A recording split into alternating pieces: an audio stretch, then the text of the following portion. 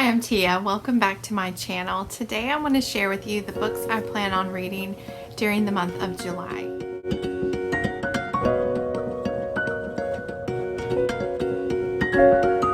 So I have a rather small TBR for the month of July. I am trying to cut back on the things that I tell myself I have to read so that I can enjoy my reading more. I have found that bogging myself down with a bunch of TBRs is sort of putting a damper on my love of reading over the past few months, and I really want to leave myself space for more mood reading. So I do have 5 books here that I plan on reading, and that is because they are part of things that I have to get done.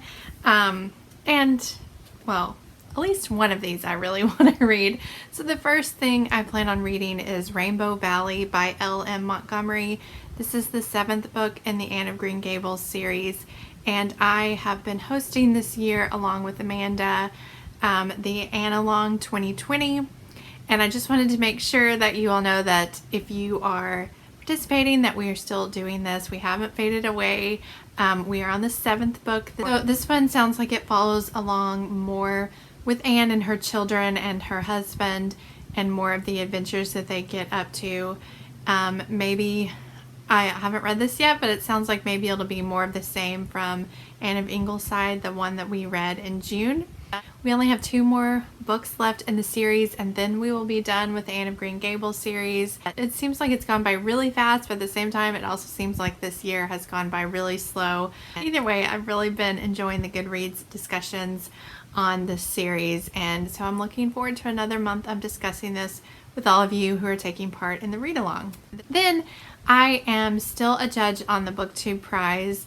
For this round of judging, we are in the semifinals now. They are taking place over the month of June and July, and each round we have to read 6 different books. For this round, one of the books that I was assigned is a book that I read in the last round. That was The Beekeeper of Aleppo, so I don't have to reread that one. And then I have already read The Innocents by Michael Crumley. I'll pop a picture of that up here. I read this in June, so I do not have to read it in July. I'm already ahead of the game. I'm feeling good about this. So I only have 4 more books left to read in July to get done with the judging that I need to do for July.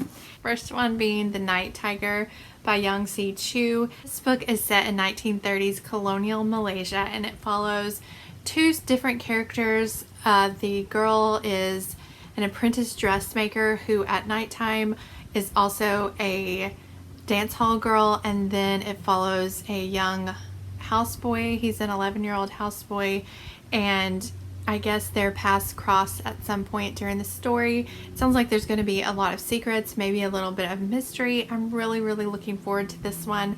It sounds really interesting, and it sounds like a very intriguing historical fiction novel with a little bit of mystery in it. So I'm really hoping that I enjoy this one. The next one is a book that I'm going to check out digitally from my library, and it is Girl, Woman, Other, and it is by Bernardine Evaristo, I believe is how you say her last name. Now this one is one that follows 12 different women. I think they are all Black British women, and it follows the ups and downs of their life, their families, their struggles, and it sounds like it's going to be really interesting. This one won the Man Booker Prize in 2019, so hopefully it is a good read. It sounds like it's been getting a lot of praise, so I am looking forward to reading that one as well.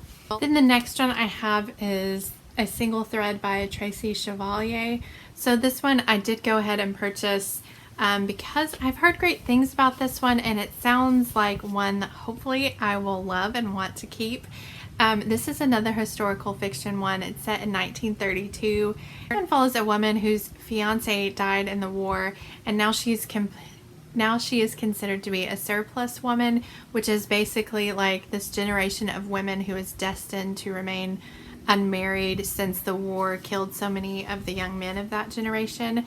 And she does not want to just be stuck living with her mother for the rest of her life, so she strikes out on her own, and this follows her journey as she I think she takes up with a group of boarders. She moves into a boarding house along with some other women who are in a similar station of life, I believe.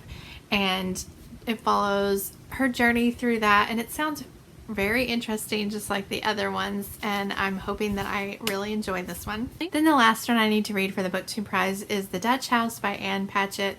So this one I believe starts at the end of the Second World War, but then it spans over 5 decades following this couple, and at the center is the Dutch house, the house that the man buys at the start of the novel.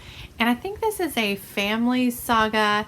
It says it's a dark fairy tale that revolves around this couple and their family, with the house at the center of everything. I have heard wonderful things about this, and supposedly Tom Hanks reads the audiobook, but there is a super long wait for the audiobook at my library, so I went ahead and bought my own copy, and I'm really looking forward to this, just like the other ones. So those are the only books that I have as definites on my TBR for July. If I get through with all of those, I want to try to work on some of the sequels that I need to read. I'm in the middle of a ton of different series, and I really need to make progress on those sequels before I forget what the first books were about. And I also have a ton of books from NetGalley that I really need to get on top of as well.